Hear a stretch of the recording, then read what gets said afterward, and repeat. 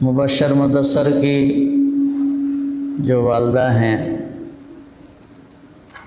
کہتے ہیں جو لوگوں کا شکر ادا نہیں کرتا وہ اللہ کا بھی شکر ادا نہیں کر سکتا۔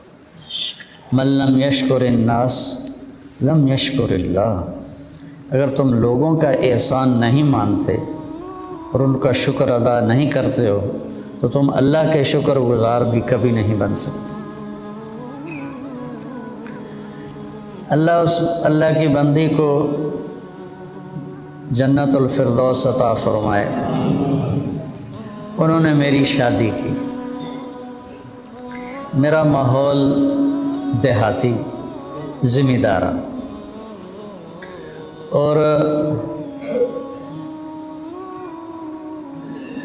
میں جب 4 مہینے لگا کے گھر گیا تو چھوٹے بچے بھاگ کے مجھے ملنے آئے تو مجھے دیکھ کے سارے واپس دوڑ گئے کہ بھوت آ گیا، میری داڑھی پہ بھوت آ گیا۔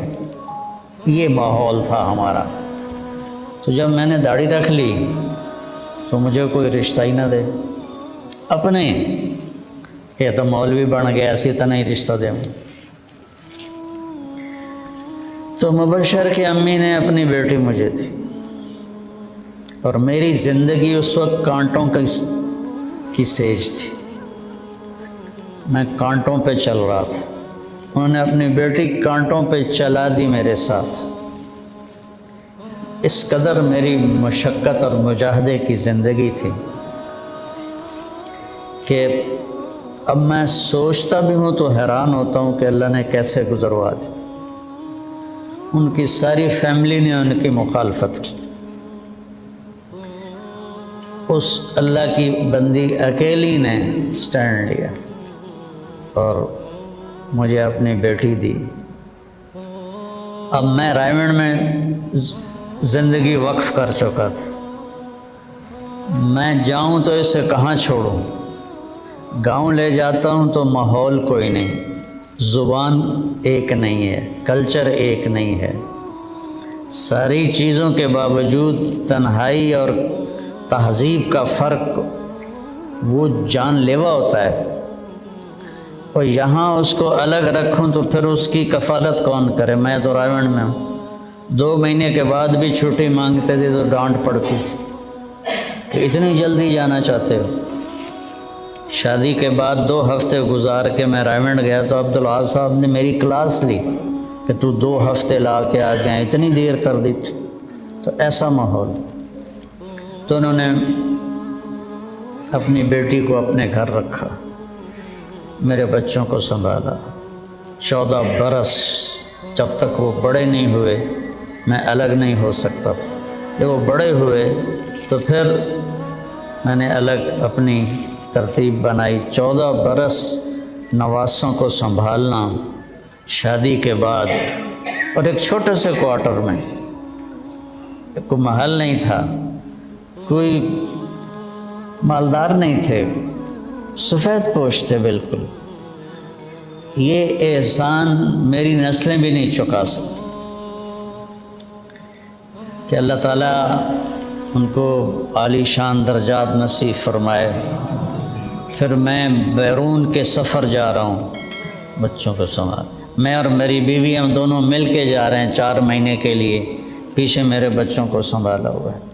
2 دفعہ میرا سفر 4 مہینے کا ہوا، پھر حج کے سفر ہر سال، پیچھے بچے اکیلے، ان کو مدثر سنبھالتا تھا، مبشر سنبھالتا تھا، اور ان کی بہنیں، ان کی والدہ، یہ پورا خاندان، انہوں نے میرے اوپر اتنا بوجھ ڈالا ہے کہ میں مرتے دم تک اس بوجھ کو اتار نہیں سکتا ہوں، اس کا میں حق نہیں ادا کر سکتا ہوں۔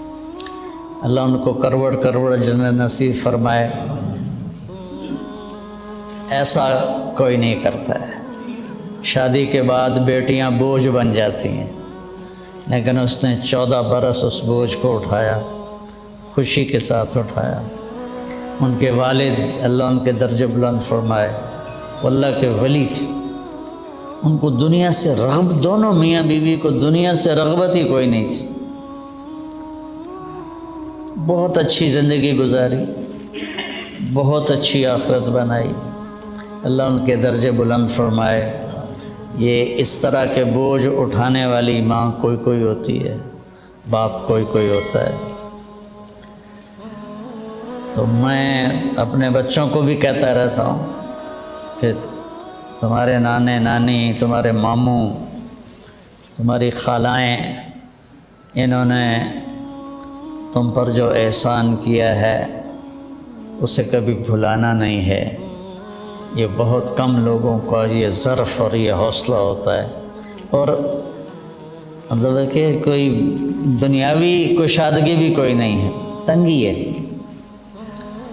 تو اللہ ان کو کروڑ کروڑ جنت نصیب فرمائے۔ میں جو دنیا میں پھرنے کے حوصلے میرے اندر آئے تو ان کی وجہ سے، اگر میرے بچے سنبھالے نہ جاتے تو میں تو سفر نہیں کر سکتا تھا۔ میرے بچے کے ماموں نے، خالاؤں نے، نانی نے، نانا نے بچوں کو سنبھالا، اور میں پوری دنیا میں اللہ نے مجھے پھرایا، اور اللہ نے میری آواز کو پورے عالم میں پہنچایا، لگایا۔ اور والدین چلے جائیں تو ان کے لیے ایصال ثواب کرتے رہنا چاہیے۔ میرے والد فوت ہوئے تو میں نے 10 نفل ان کے لیے پڑھنے شروع کیے روزانہ۔ پھر میری والدہ فوت ہوئیں تو 10 نفل ان کے لیے شروع کیے۔ یہ پچھلے دنوں میں بیمار ہو گیا ہوں سر درد کی وجہ سے، تو میرے نفل چھوٹ گئے۔ تو میں نے اپنے باپ کو خواب میں دیکھا، کہہ رہے میرا خرچہ ہی بند کر دیتا ہی، مجھ سے کہہ رہے میرا خرچہ ہی بند کر دیتا ہی، ساری زمین دا تینوں دے دیتی ہے، میرا خرچہ ہی بند کر دیتا ہی۔ میری آنکھ کھلی تو مجھے فوراً پتہ چلا کہ میرے نفل چھوٹے ہوئے ہیں، تو سر درد کی وجہ سے میں پڑھ نہیں پا رہا تھا۔ تو اب جو تلافی ہے وہ ہے ایصال ثواب سے۔ ان کے لیے آپ نفل پڑھیں، صدقہ دیں، دعا کریں، بہن بھائی آپس میں محبت سے رہیں، اس سے والدین کی روح کو ٹھنڈک پہنچتی ہے۔ اللہ تعالیٰ ان کے درجے بلند فرمائے۔